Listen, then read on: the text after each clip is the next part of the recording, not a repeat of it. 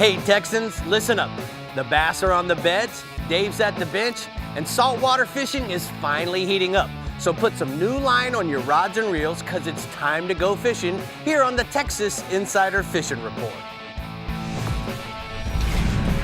Welcome to the Texas Insider Fishing Report. Presented by Yamaha. This is the Texas Insider Fishing Report, and we're so excited to be back on the air with y'all. I'm Brie Gabrielle, and this is my sidekick, Captain Murphy, who was just doing a little jig. Can we see that again? That's the sidekick. That's the sidekick right there. You're absolutely right. We've got your guides and captains on standby with reports that are hot off the press tonight, right, Rick? You're absolutely right, Bree. You know what? I'm so excited. They finally got a break in the weather. And talking to Bink earlier, before we got started, checking the sound, guess what? He says their fishing is really awesome right now. He had 25 guys, 25 boats going out today, so they wrecked them. I can't wait to hear his report. Can't wait to hear all of the reports, but we couldn't get through our show without a little bit of Dave Ferrell at the CCA Workbench. So Dave, why don't you give us a little glimpse at what we're working over There's here? no such thing as a little bit of Dave Ferrell. It's all big. This is so Getting true. Big personality. Yeah, exactly. Yep, Fat belly. But we're going to talk about popping corks today. Oh, you're talking about soaking the corks. Yep, exactly. Talking Real about- important stuff, especially if you're fishing for trout or redfish. So Soaking big corks today. Popping corks. That's right. Super excited. He's been a cork soaker his whole life. Okay, well, we know y'all are dying to get out there and go fishing, so we're taking you to the Middle Coast region first with Captain Bink Grimes at the helm, and some inshore and offshore magic is about to go down. So Bink, go ahead and tell us them options. I'll tell you what, our big spring tides are giving us all kinds of options.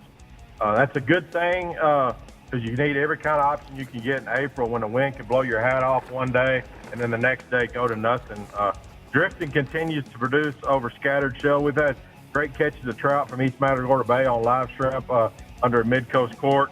We're watching our lunar phases because those trout are feeding during prime times and shutting it off as the moon falls. And consequently, the afternoon bite has been just as strong as the morning bite for the past month. Drifters have been getting trout on the reefs and bass drop in Christmas Bay on live shrimp. Then those back lakes in Port O'Connor and the reefs in San Antonio Bay are producing on plastics and live shrimp. In Rockport, Guide Red Price said trout are good over shell on live shrimp on popping corks.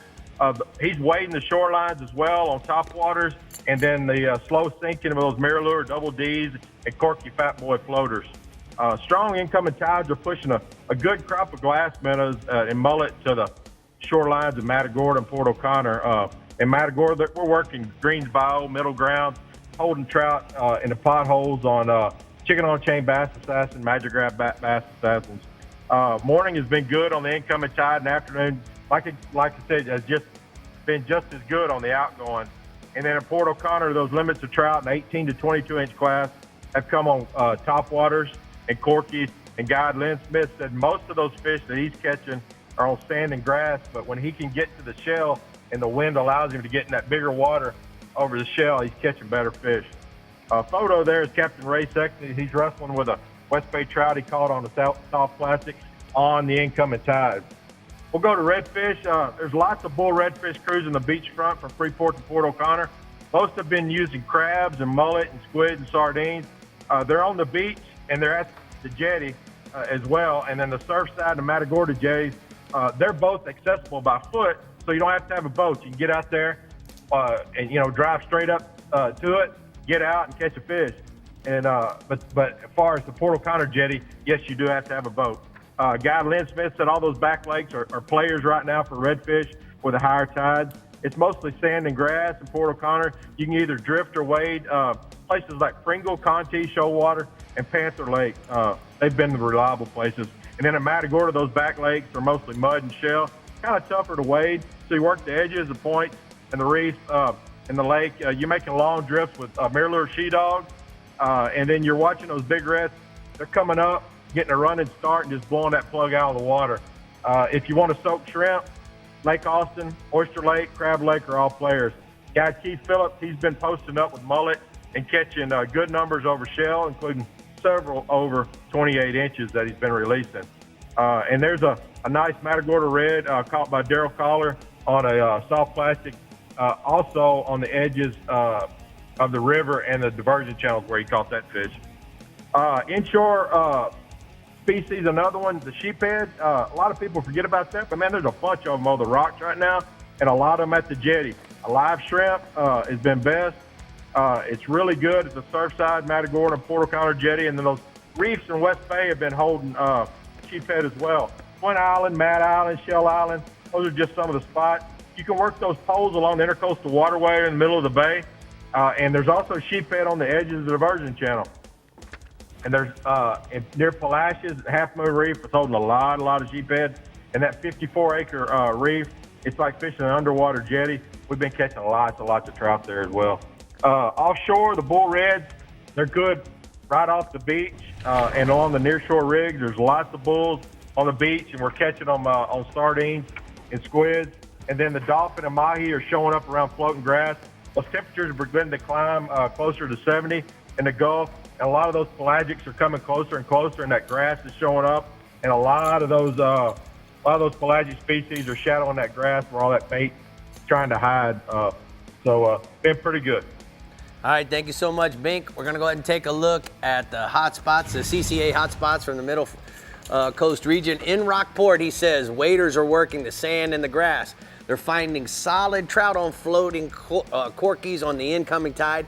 Redfish and Matagorda are also good over the shell on live shrimp or mullets fished along the north shoreline, Bree. All right, Rick, our Prospect Smokehouse Lower Fresh Region report is sounding just as delicious as their smoked meats. And Matt Reed is on the line to tell us the weekend bite menu for Fayette County, Somerville, Travis, Bastrop, and Decker. Good luck, Matt.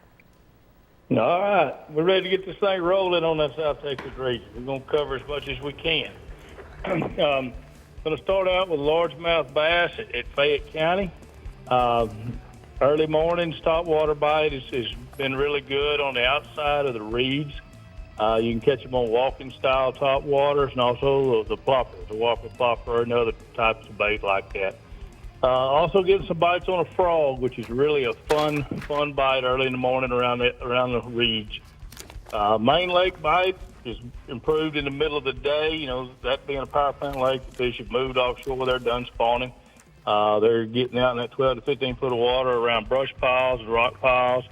You can catch those fish on the shaky head and the Carolina rig. There's also some bigger fish showing up a little deeper in that 21 to 26 foot range, so don't hesitate to look out there.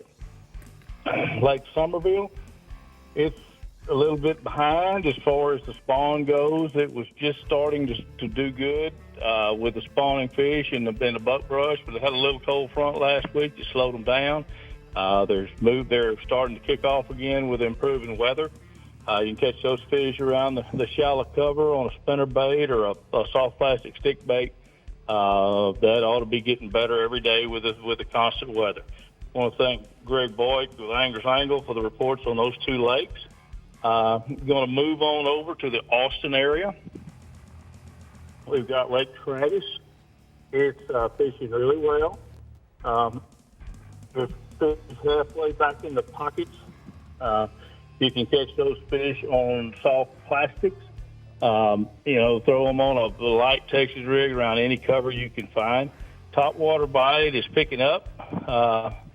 You catch those fish out over the trees in that 8 to 12 foot range on a walking bait. That's how you're going to catch your bigger fish right now. Lake Bastrop is fishing really well. The fish have moved out a little bit there. You catch them on a shaky head trick worm or finesse worm, anywhere you can find rock. Also catching some big ones on flukes around the grass. Lake Decker, fishing really, really well. That's, Brian Cotter sends this report from the Austin area with Texas Hog Guide Service, and that's one of his favorites right now. They're catching 20 to 50 fish a day, up to 6 pounds, and it's been really fun there. Most of them are on soft plastics. Got a picture there with Greg Boyd with a big old Fayette County fish from a recent trip. That always leads to a smile. That's a nice fish, bub. All right, what else you got for us? I'm going to roll down to Lake Falcon. Ram Reyes with Texas Kings Outdoors. They guide for alligator gar and catfish. That's their specialty. We're going to start off talking about the alligator gar. And those are prehistoric giants, man, down there. And it's a lot of fun. They do 2 different types of trips. They bow hunt for them, bow fish them, shoot them, you know, in the day when they're rolling. Right now they're showing up around marker 7 and 8 along the creek channels in the hardwood. In the river channel, they're catching them, you know, on rod and reel. They use cut tilapia, cut carp, and big old whole gizzard shad. And as you can see in that picture, we're dealing with just sea monsters. Wow. You know, these fish can get to where they weigh upwards to, you know, 250 to 300 pounds at times. 100-pounder is very common. Nice. Go That's noodling. awesome. All right, let's go catfishing. What you got, Pop? Let's go catfishing. The keeper catfish, the channel cat, and small blues are in the creeks in the shallow water right now, 3 to 5 foot. They're in that spawn, post-spawn transition. You can catch those on shad, stink bait, and shrimp. One thing about falcon, there's tons of great big blue cat. So if you want to fish for the trophy cats right now in that, you know, 30-pound range, they're catching that out on the river channel on hard spots. Those fish are spawning out there and also just starting to get done. You know, they catch them on cut bait, live gizzard shad, and live panfish. And that's how you catch your big old blue cat and flatheads. All right, thank you so much, Matt. Great report from the Prospect Smokehouse and Lower Fresh region. We're gonna go ahead and look at the hot spots. Matt says Fayette County largemouth bass are biting topwaters early around the shallow grass and the timber. Later in the day, they are being caught on a Carolina rig, soft plastic, and crankbaits in 15 to 20 feet of water. So those fish are moving deep as the day gets hot. All right, so you say you're not going noodling for alligator gar? Probably not. I don't think so. I don't think so. Stay don't think tuned so. into the Texas Insider Fishing Report, y'all. The Yeti Upper Fresh region is in our wake next, but I kind of see Dave Ferrell getting all antsy over there at the CCA workbench, which must mean, rigs and techniques is next. So Dave, I'm ready to go. what are we getting into today? Talking about corks. Woo! Talking about corks. Talking about corks. And not the floating corkies. I got to find out what that is. Is that what this is? No. No. I want to find out what a floating corky is. We'll find out Okay. when we come It's back. got me intrigued. Intrigued? Antsy. The Texas Insider Fishing Report is brought to you by Yamaha. Reliability starts here. Casa Vieja Lodge, 5-star angling in beautiful Guatemala. Garmin, join the club. Sportsman's Adventures, fishing for adventure. And CCA Texas, a leader in marine conservation. Yamaha's 4.2-liter V6 offshore 4-strokes. For those that like their V6 lighter, faster, and stronger. Setting new standards for power, efficiency, speed, and lightweight. Built for the rigors of offshore boating. Packed with Yamaha's legendary reliability. And now Yamaha's 4.2-liter V6 4-strokes offer a choice between digital or mechanical controls to match your rigging preference. Yamaha. Reliability starts here.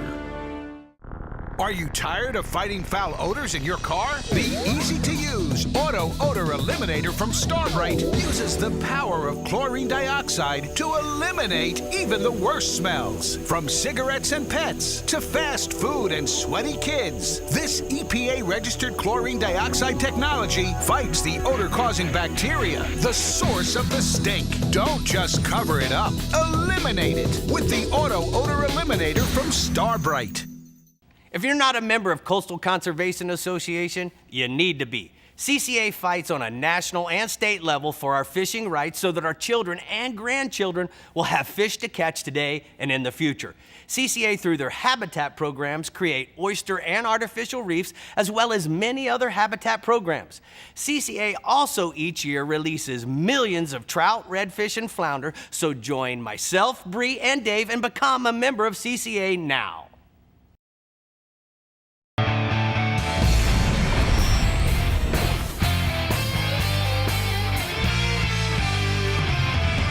Well, we're here at the CCA workbench, and Dave, Yes, sir. rigs and techniques is something we discuss every week, and Yep. I know that you are an expert at the corkage. Well, I wouldn't go that far. I didn't really start using popping corks until I started using shiners for bass, and I use popping corks on my bass shiners. And I know a lot of guys don't. A lot of guys just use a regular little cork, but I think that the same things that make popping cork good in saltwater makes them good in freshwater. You know, and I fish in some really dark water in Lake Toho and with big shiners, and sometimes if those shiners, you know, aren't as lively as I want, maybe he's been out there for a while, I can pop that cork a little bit and get that shiner started a little bit and make that. As a matter of fact, I had a bass eat my my popping cork twice the other day when I was using shiners. He was coming up and trying to eat the shiner, and another bass came up and ate the cork twice, trying to eat that. So the popping cork does it. It does two things. Not only is it a strike indicator, just like any bobber is, right, but it's an attractor, and that's the main difference between a popping cork and a regular bobber. Is it has things on it that are used to attract the fish to the bait, whatever you're using, either a bait or an artificial lure, which is a lot of people don't know. You can use an artificial lure really well with a popping cork, and as a matter of fact, most guys use artificial shrimp with them quite a bit to catch redfish and trout. So Dave, let me ask you something. Is there a specific rod? This is a lot of terminal tackle. Right. A lot of stuff going on here to cast. Right. Is there a specific action rod that you like? I'd like a 7-foot rod because you're using a longer leader a lot of times. I try to keep my leader under 3 feet, and for two reasons. One, it's a pain in the butt to cast a big long leader under a cork with another leader on top of it, because I always put, if I'm using braid or even a really thin monofilament line, it's good to put a big thick piece of mono on the top of your popping cork to keep it from falling into all the swivels and whatnot and getting tangled up. Like braid has a braid tendency will to do that. So small in diameter. So I use braid on all my reels, but I put in a section of 20-pound above the cork and below the cork where my other stuff is. So medium heavy? Medium action? heavy. I like a little, I kind of like a light tip to throw the thing, so it'll load up and throw real easy. And, the good thing about these popping corks is a lot of them have weights in them, and the weight actually helps you get smaller baits out further. Correct. And another good thing is if you're setting up in a spot, the corks can actually bring your bait up to the cover. If you can position yourself where you have the wind at your back and you can have your corks all blowing up into the cover or to the piece of structure that you're trying to fish, it really helps you out, so you don't have to cast them as far. You can make a drift over what you're fishing, your structure. So you're gonna load up the Ricky Red rod with 12-pound mono. You like mono better than braid. If I'm gonna be using this, I would use a monofilament. Okay, so what other kinds of corks do we need to be aware of? Well, we have the regular. This is the Bass Assassin. These are called rattling. That's a rattling cork, and it's made pretty much to imitate the sound of a shrimp. That clicking sound is that's a shrimp sound. And then they have corks with big concave area on it, and that's a blooping cork. When you pop that thing, not only will it click, but it'll also, when it comes tight, it'll bloop like a mullet or a fish more so than a shrimp. And you can even go all the way, people use these things to catch even cobias and even bigger. And these are the same kind of deal. They have a heavy leader to them and a big egg sinker as well. I wonder if they use this for alligator guards with the wire You really leader. could. These things really work great in turbid water. They'll work just fine in clear water, but they really shine when the water's dirty. And that's another reason why I like to keep my leader relatively short. If I'm fishing in 5 or 6 feet of water, I don't want a 4-foot leader and have my thing all the way at the bottom and I'm popping at the top. If I'm popping at the top and the fish comes up to look at it and my jig is 2 feet below him, I might not get a bite. I like him to see it on the way to the cork, at least. Yeah. I don't want it to be too far away. And a good little shrimp is a good imitator. On there we have a nice Bass Assassin, Right. a little, I don't know, that's the stinky pink sea shad, Right. and that's perfect for trout. That's a trout killer. I love that color too, especially in turbid water, and I like a chartreuse or a redhead in turbid water. The great as well. Texas color. Yep, very good. Hey, good job over here, man. I like it. Yeah, get one of these things. They really help you out. The big mistake that most people make, I think, when they see them popping corks, when I was, They move them too fast. and they want to pop with the rod tip up. Right. Keep your rod tip down so that you don't have the line dragging. Right. That's really important. When you've got a concave head, you want big bubbles. Yep, and you don't want it to work it like a lure. No. Just a couple of slops and then let it sit. Good job. All right, speaking of Big Bubbles, that would be you, Big Bubbles. Blooping Blooping. and popping over there. That's you. All right, we're getting into the nitty gritty with our Yeti Upper Fresh Region guide, who's throwing names around like Lake Allen Henry and Lake Fork. So, Johnny, tell us what it will be like on the water this weekend. Well, hello, Rick and Bree. How are y'all today? We had some beautiful Florida-type weather today in the 80s. It was good. But we're going to first talk tonight about the largemouth bass and spotted bass over on Lake Allen Henry. Got a guide buddy over there, Guide Philip Poole with Gone Fishing Guide Service. He reports the fantastic spring fishing this year on Lake Allen Henry. Said this lake is a deep canyon-type lake in the upper reaches of the Brazos River Basin. The main lake water temperature has already reached in the 60s, and the shallows are up in the high 60s, so they got a spawn going on. Philip Poole says this was the best March fishing he's seen in several years, and the April and May should be even better. His trip's been producing large numbers of 3 to 5 pound bass almost daily, and a fair number of bass 5 to 12.5 pounds.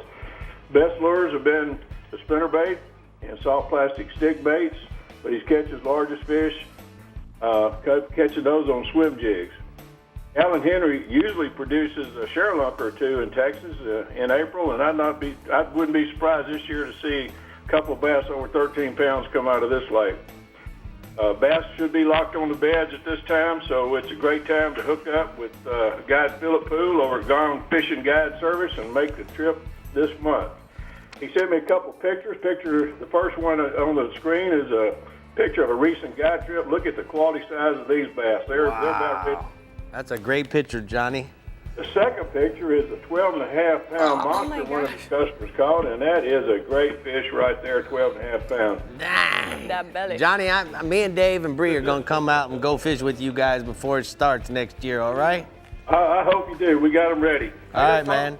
Let's keep moving. Here on Lake Fork, we not only have big bass, we got some huge crappie. Our Lake Fork Marina guide, Terry Moon, is putting her customers on some big crappie this spring. And even though that weather has been real unsettled and cooler than normal, the shallow crappie bite, it's been good on the warm days. The big black male crappie, they've already been nesting in 1 to 3 foot of water, and the big old females, they're holding out about 8 to 15. They'll be up spawning with them before long. Terry's got a real nice, comfortable boat powered by a Whisper Quiet Yamaha, and she always puts her customers on the fish. To make it even better, she usually bakes some of her special cookies for her customers to enjoy, so you can't beat that. This time of year, Terry targets shallow spawning areas, usually with some vegetation or brush nearby. She provides all the tackle, the minnows, and the jigs, and she shows her customers how to effectively rig and present the baits to the fish. An added bonus to her trips usually produces an unexpected Lake Fork big bass or two that bite the minnows because they're roaming the shallows near the crappie beds too. Terry, she provides quality ultralight tackle for her customers and everything, including filleting their catch. So if you want to stock up on your freezer with some delicious crappie fillets, find Terry Moon's Guide Service out of Lake Fork Marine and give her a call. She's ready for them. Picture number 3, look at here. We've got Terry Moon with customers with big crappie. That's about an average day for her trip. And look at this big one she caught this week, a 2.5 pound crappie she's holding up right there. So we've got some big ones. Wow. Nice. All right, keep big going. Bass, big crappie on fork, but believe it or not, carp. I haven't ever considered carp a game fish, but this time of year, the big carp are on the shoreline all over the lake doing their annual spawn and run. Us bass fishermen, we kind of curse these noisy carp when they tear up all the shallow water bedding areas, but some anglers, we even call them trash fish and shoot them with a bow and arrow even. But there's a legion of dedicated carp fishermen that come to Fork each year, and they consider this lowly carp to be a worthy catch and a trophy opportunity for sure. But one day I plan to learn how to catch these hard fighting fish, learn how the technique, because they do a lot of hard pulling. How about this picture? This is a new lake record caught last week by some dedicated carp fishermen, Norbert Samek. He's from New York. They camp out, they in a tent, they throw out, they've got some high dollar rod and reels, 71.5 pound carp. Dang. So Holy we had a hook down here at Lake Fork. The next full moon is next week. We got excellent fishing opportunities for all species going on. Bass should be biting on all types of lures, so get out there and enjoy a great day on the water. Zip up those life preservers and let's go fishing. All right, thank you so much, Johnny. Great report from the Yeti Upper Fresh region. We're going to go ahead and take a look at the hot spots.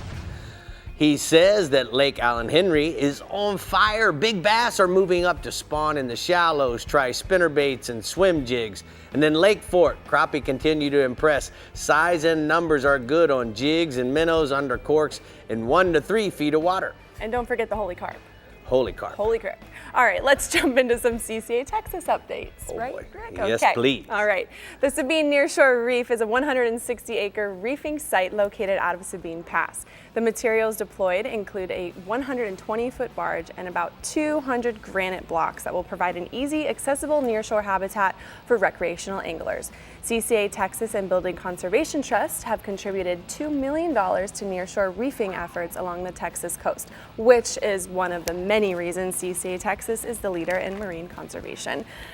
This is all great. I'm smelling some Project Smokehouse pork and sausage stick over here. Yeah, baby. These are so good, guys. I'm sure lots of you already know Project Smokehouse. They have great meats. We didn't I'll know send it, them but to we you. know now. We know now. All right, get ready, Texans. We're checking in with our Garmin Lure Coast and Starbright Startron Middle Fresh regions to tell you what you can hook up to this weekend. So stay tuned and remember to keep up with us and everything fishing in Texas. Make sure to visit our website, like us on Facebook, follow us on Twitter, watch us on YouTube, and check us out on Instagram. We'll be right back.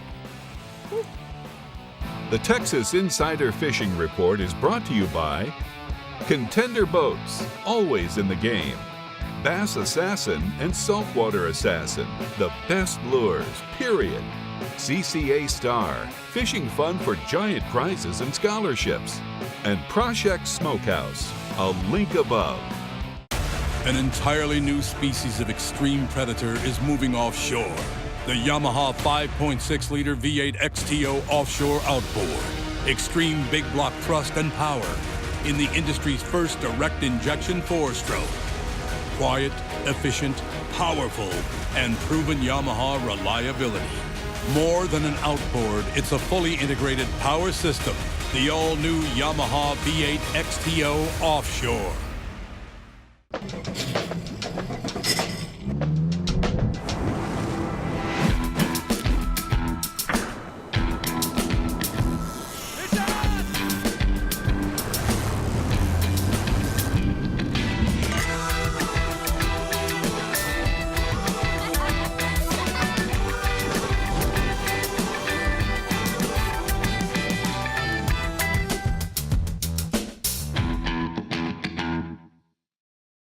As close as you're gonna get to a sure thing for catching billfish is Guatemala. They're here, man. This has been a 20-year run, buddy.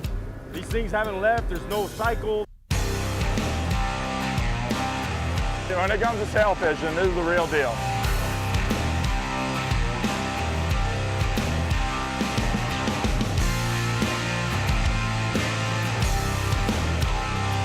The amount of sailfish here is ridiculous.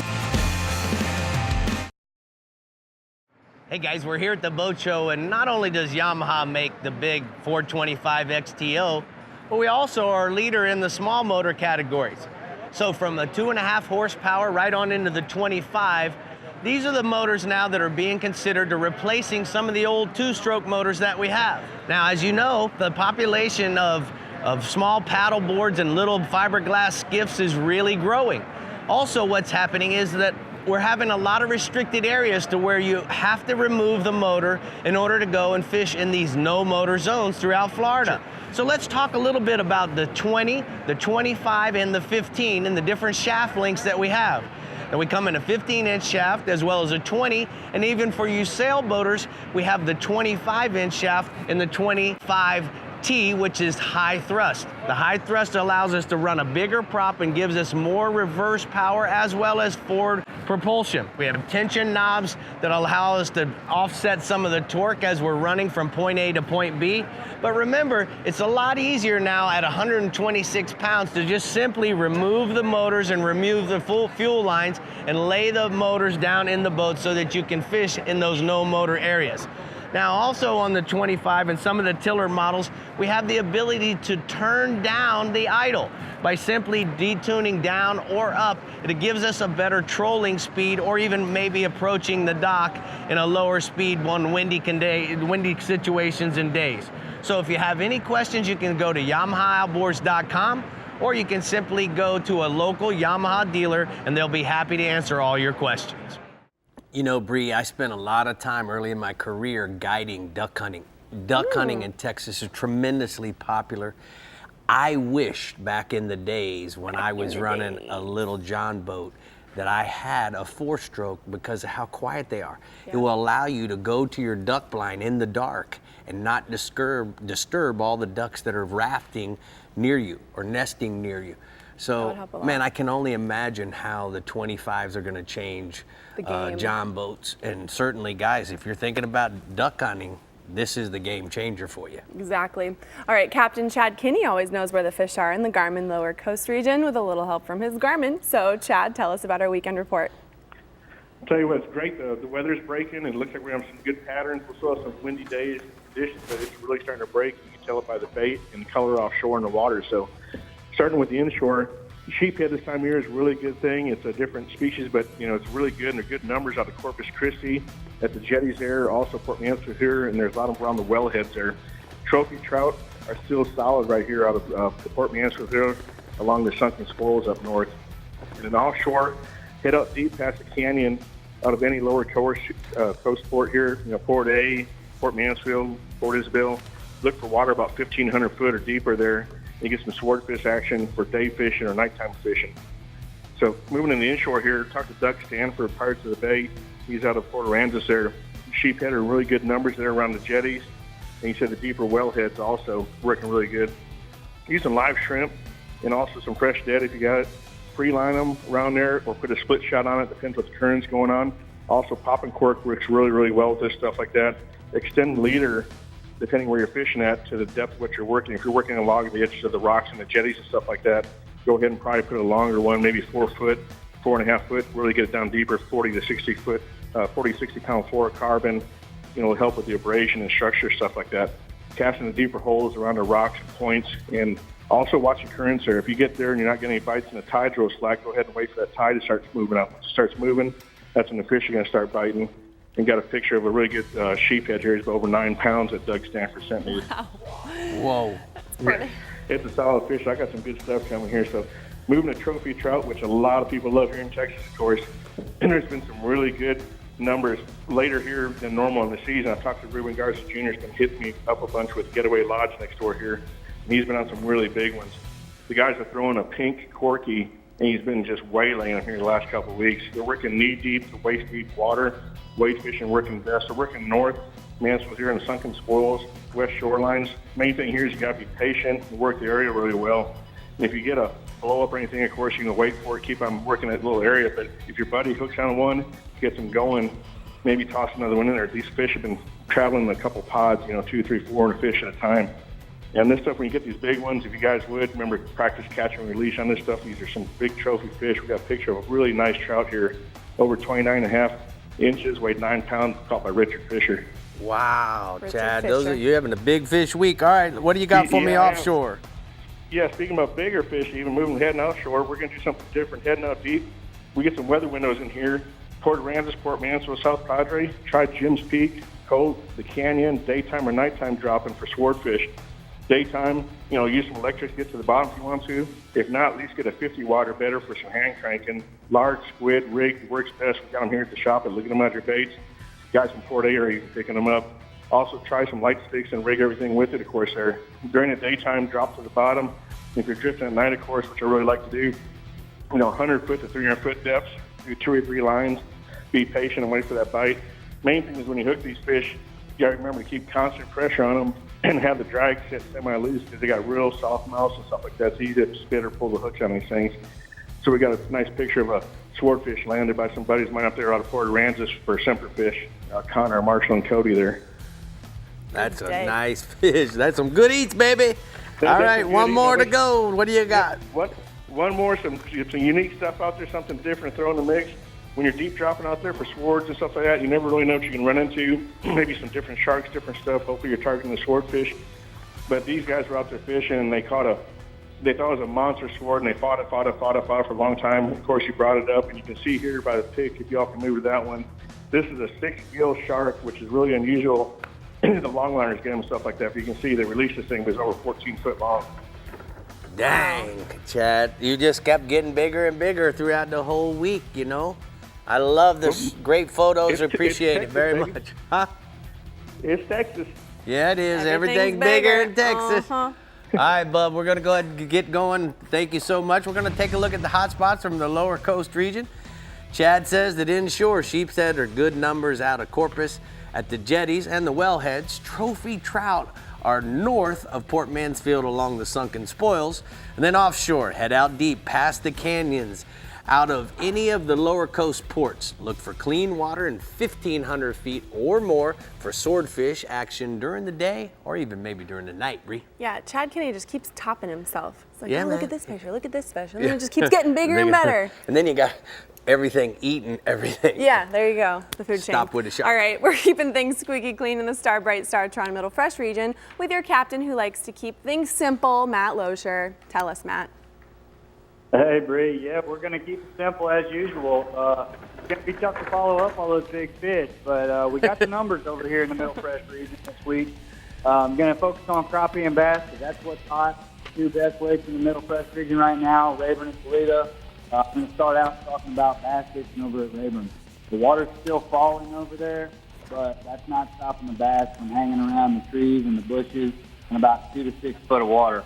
The best areas are where there's a tapered bank, a little bit flat with some scattered bushes and trees. And if there's a little hay grass mixed in, that's even better. The best bait this week has been the Bass Assassin Pure Crawl.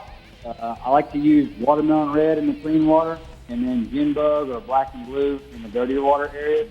Rig it Texas style on a big 4 or 5 flipping hook and just kind of pitch it in and around the wood using whatever size weight you need for the wind conditions that day.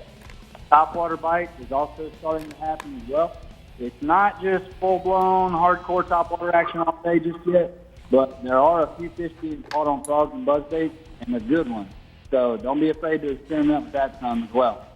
I got a picture there for you guys of my partner Harold and I with two bass we caught this last Saturday. Nothing real big, but man, the numbers are good. Just a lot of bites right now. Just got to weed through them to catch those bigger ones. And then next, I'm going to talk about the crappie over on Rayburn. They're hanging out in the trees and bushes as well.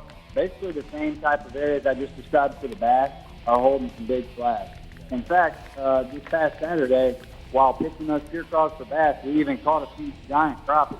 So that was kind of cool.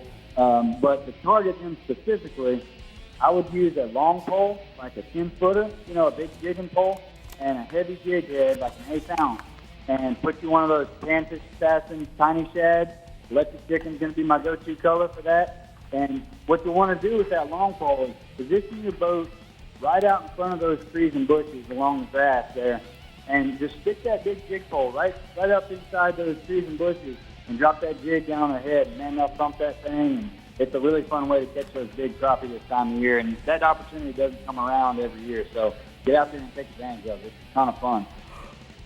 Next, I'm going to bounce back over to bass, head east a little bit on the Toledo Bend. They're still spawning over there, but a few fish are starting to get off the nest. Some of those bigger females are post-spawn now, and they're beginning to bite suspended bait a little bit better than the bottom bait. They're still hanging around the shallow areas where they have been for several weeks. And to the same areas, if you've been out there, just go back to those same areas. But the baits they're biting have changed up a little bit. My best baits this week have been a Bass Assassin Fat Job and the Vapor Shad, but both of them rigged weightless on a 4 or 5 hook. And what I like to do with those is just throw them up around the bushes or the grass. Little patches of isolated grass are real good. Same places you would look for those fish to be on beds, and then right out in front of those places is where the bigger ones are. The bigger females are kind of pulling out a little bit out in front of that grass. So just throw up there by those patches and give that bait some time to really slowly sink to the bottom. Just kind of fish it a little bit methodically. Pick a target, cast at it, let it sink all the way down to the bottom. A lot of strikes are going to come as that bait makes its initial fall. So it's very important to watch your line to detect the bite. And if you don't get a strike, hop it once or twice, let it flutter back down, and then reel it in and throw the next target. I got another photo here of a little guy, Tristan, that I got to take bass fishing a couple days ago. Always a lot of fun to get the kids out there, man. We had a blast that day with him, catching some of those Toledo Bend bass. That was just a good time. It looks like a good time. I remember that, bud. That looks like the same fish I was catching. Yeah, it does, doesn't it? It does. All right. Tell me what's going on in Toledo Bend with the crappie. All right. I'm going to finish up talking about the crappie being, they've been biting pretty well around the bridges, especially the bridges that make choke points in a creek. So there's a lot of those scattered all out around the lake. And the reason those are so good right now is that those fish are coming in and out from spawning. And as they pass through go up those creeks, they have to come through these bridges like a funnel. The bait fish are hanging out there as well, so it just serves as a feeding place as the fish pass through. You'll want to suspend a minnow or a jig, tight lined, about 8 to 12 foot deep, and just hang out a while. You might catch some right away, but if not, just hang out there. If you're there for very long, usually a school of crappie is going to make their way through, and the action's going to heat up fast. I got one last photo there for you guys of a couple guys with some nice flags we caught doing just that the other day. All right, thank you so much, Matt. We're going to go and take a look at the hot spots from the Middle Fresh region. Matt says that we need to go bass and crappie. They are on Sam Rayburn around the trees and bushes. In 2 to 6 feet of water, use pure crawls and tiny shads to catch them. On Toledo Bend, the bass are in the shallow water as well. They are biting vapor shad and fat jobs, and then the crappie on Toledo Bend are funneling through those bridges, just like he said, eating minnows and jigs, Brie. Okay, we're keeping things fresh here on the Texas Insider Fishing Report in our new Fish Bites Upper Coast region with its brand new captain, but I also see some new over at the CCA Workbench with Dave Ferrell.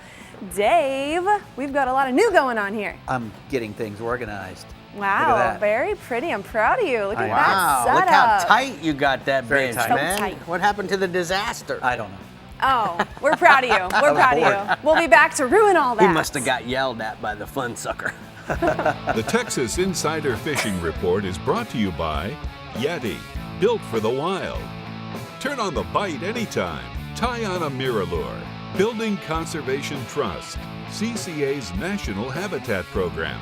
And StarTron, cures and prevents ethanol fuel problems. At the pinnacle of super high output, 4-stroke outboard performance, you'll find Yamaha VMAX SHO. Yamaha's game-changing SHO technology. From exhilarating V6 models to the sleek inline 4s, there's a VMAX SHO for everything from bass to bonefish. It's an extended family of 4-strokes engineered for lightweight, inspiring performance, and rock-solid reliability. Discover VMAX SHO and elevate your expectations. Oh, there it is. You can either stay busy fishing or get busy catching. From Texas to Tampa Bay or Key West to the Carolinas and beyond. For nearly 20 years, anglers everywhere have come to know one thing, that nothing says no to fish bites. Ask for Fish Bites and Fish Bites Fight Club lures by name or visit fishbites.com. Over 40 years ago, Mr. Proshek began smoking meat in a little Texas town called Hilgi, combining fresh, grade A ingredients to create a variety of legendary smoked meats. Today, Proshek's Smokehouse is a Texas tradition, and now Proshek's not only satisfies hunger in Texas, but across the country. Visit Prosheks.com and order everything from fresh meats to your choice of jerky. Proshek's meats are made by Prosheks, sold by Prosheks, and can be delivered in as little as a day. Proshek Smokehouse, a link above.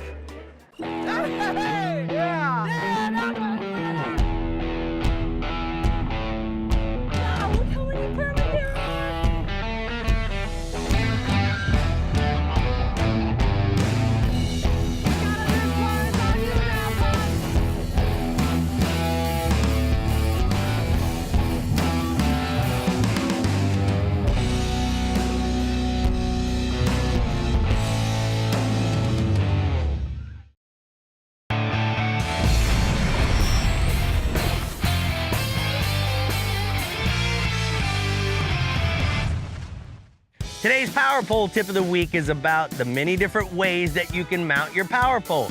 Now, I often get asked, hey, Captain Rick, how do we install this? Well, it's real simple, guys. All makes and models come with a standard bracket. It's designed to drill 4 holes in the transom, and then you through bolt the power pole through the transom itself. Now, we also have a variety of different brackets that are designed for different applications. This particular one is called the adapter plate for jack plates. Now, I like this because, one, it angles out my power poles like this. Plus, I also have the ability during the installation to have adjustments up and down, as well as adjust the tips in and out. The other thing that's very, very common is the engine mount.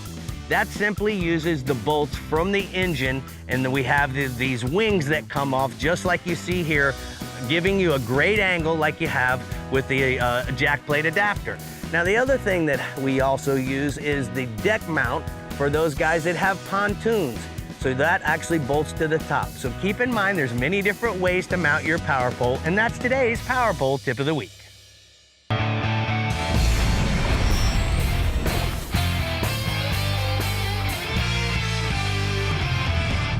You know, Dave, it isn't easy being me sometimes. Oh, I'm sure. Because there's you're times short when and bald. you want to kill somebody. You know? But we're here at the CCA Workbench, and it's time to talk about some cool products. Yes, that's the caddy can. This is a really cool. This is a really cool trash can. You can use it for anything. You know, if you go camping or hunting, if you want to have a place to keep your garbage or whatever. You don't even have to put garbage in it. I end up putting all kinds of tackle and stuff in it, and then the cans and all that other stuff go in on top of it. But it's made out of 600 denier nylon. It's got great big number 10 zippers on them that are very durable. This whole liner comes out. You got a cast net in here. You keep a cast net in here. I use my cast net. Hold that bottom, Dave, for a second. I put my cast net because when you put your cast net, exactly. And you can pull this tight when it's full of garbage, cinch it down, and walk over to the trash can, dump it, and then this rinses off. The great part about this is that when you're not using it, how it collapses. See, it's spring loaded, but the reason I love it to carry my cast net is because my cast net dries out when I'm not using it versus if I put it in a 5-gallon bucket in a hatch and I go to use it, mildew, all kinds of mess come from that. Caddy can doesn't even know that I'm using it like this. I maybe get yelled at by him, but guess what? It's a great way to carry your cast net. It comes with a strap, and you can zip it up. Yep, and it uses 4 Velcro attachment points, or you can even use the straps with the Delrin on the back. Once you've attached that thing, it ain't going nowhere, wind or whatever. You can haul butt, and it's still ain't going to come off. And you can carry, you know what I mean? You throw it over your shoulder and you carry it to the boat. I keep the smaller one up on the front of my skiff attached to my post up in the front, so it works really well for me. We're trying to eliminate plastic out of our oceans. They even have a camo version for the guys that want to hunt. Yeah, that's my biggest pet peeve is seeing somebody throw stuff in the water. Yep.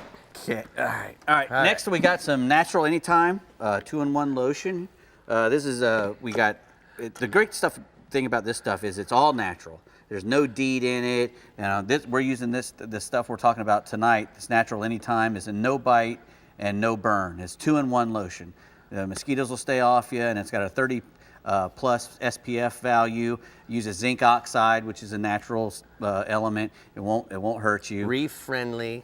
Yep. I mean, it's got all kinds. No parabens, no sulfates, no artificial dyes or fragrances, and like you said, it won't harm the reef. It's all plant-based, and a single application will keep the bugs and the sun off you. And they make one specifically for bug repellent. Correct. And it's the best thing I've ever used for no-seams. I can't wait for you to try that. We're gonna have to try that because they love me. All right, we got some Premio pliers from Danco. These are titanium pliers.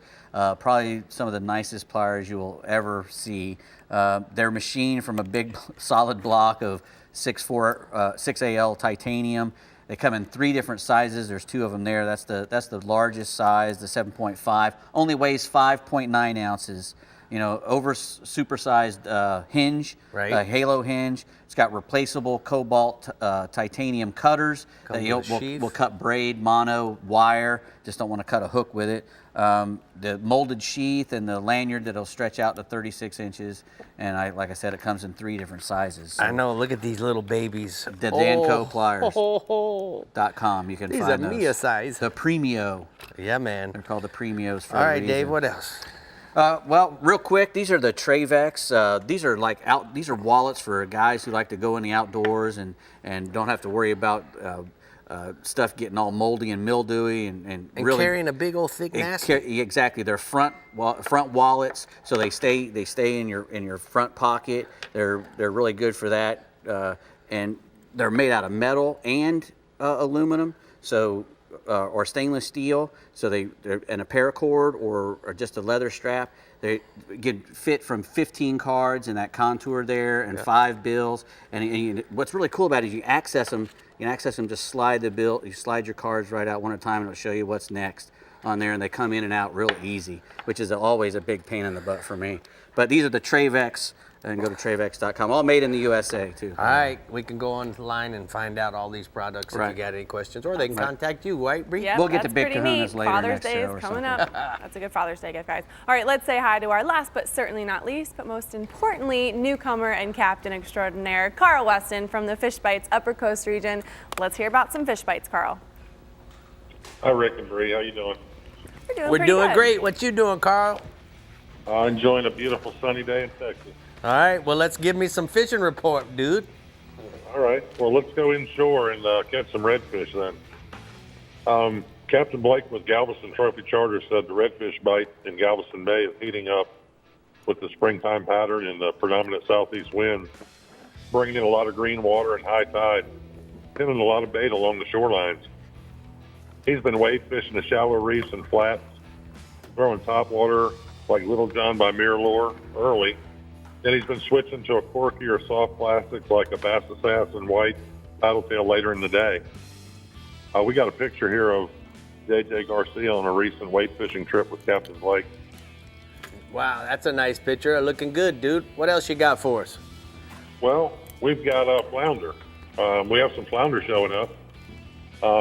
Actually, there have been quite a few small to medium-sized flounder around the mouth of the bayou drains in East Galveston Bay right now. Yeah, this can be a lot of fun, and you can't beat a good mess of flounder for table fare. So we've been pitching paddle-tail soft plastics like the Bass Assassin we just spoke of in white or green, or most scented baits, a small jig head, up current into the drains or around exposed points.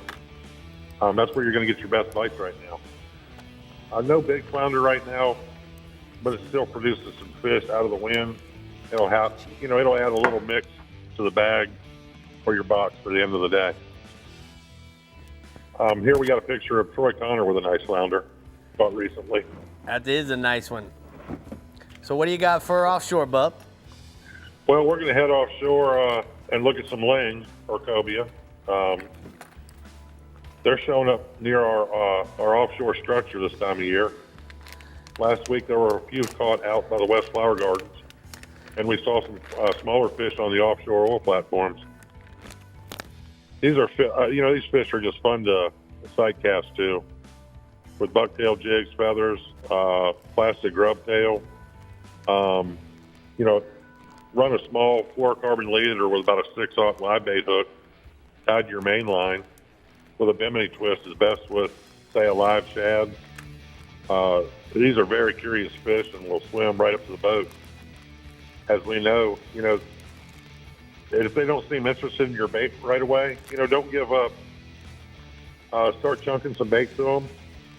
Sometimes you can chunk them right to the hook and then the fight is on. And we're trying this new product by Fish Bite on the jig head. Mm-hmm. I believe it's called the eel, the brown eel. Yeah, it looks like a brown eel for sure.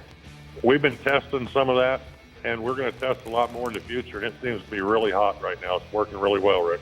Well, it certainly never hurts to put a little scent on something with a bucktail for sure. I've been doing that for a long time, and this Fish Bites really works well. So what else you got for us offshore? How about some snappers? Oh, you got a photo for me first, sorry. I do, that's okay. There's poor old Zach. We almost left him out, but he had a nice ling.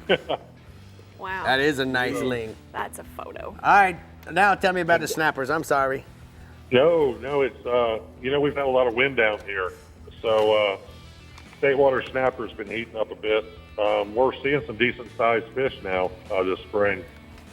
And when you go out to these fish, you're going to want to fish a 6 to 8 ounce snapper rig, baited with squid or cigar minnow, what we usually use over near shore structure like rock piles, oil platforms, old wrecks. And you may have to cull through a lot of small fish till you get to your keepers, but that's part of fishing. Tell me Can't about keep this them all. picture. Tell me about the picture. That is Paige with a nice little state water snapper. All right, great job for your second week, bub. We look forward to seeing you or talking to you again next week. We're going to go ahead and look at the mirror lure hotspots from the Upper Coast region. Carl says redfish on the shallow reefs and flats, throwing topwater baits early and corkies and soft plastics later in the day. Try a 3/8 of an ounce chartreuse jig head with Bass Assassin butt naked jerkbait. Will work best. That butt naked was throwing me off already before I got to it. And then offshore, near offshore structure, look for the cobias. Pitch a shad on a 6/0 circle hook. Try a 2 ounce bucktail jig tipped with fish bites bloodworm trailer. Sounds like it ought to work. What do you think? I think so. Hey, you ate some fish bites last week. Yes. I want to know, would you eat fish bites or would you like some projects? No, I'm gonna Smoked have meat. some. Are you sure? Smoked Because turkey. you were enjoying that fish bites last week. Turkey's way It's better than not, We're just gonna not sit here all enjoying night, as guys, much and do this because the dried meat, baby. Their It's all smokehouse good. is actually really cool. We got to see it all come out of the smoker. Yeah. And I ate 2 they're pounds of quite the jerky on a production. flight back from South Africa once. Oh, well, that's cool. I All right, guys. killed about 3 people in the same row Thanks with for me. tuning in. The pork we'll and be beef. here all That's night my with the favorite. Projects meet. Bye, guys. Check us out next week. Have a great weekend fishing. Bye.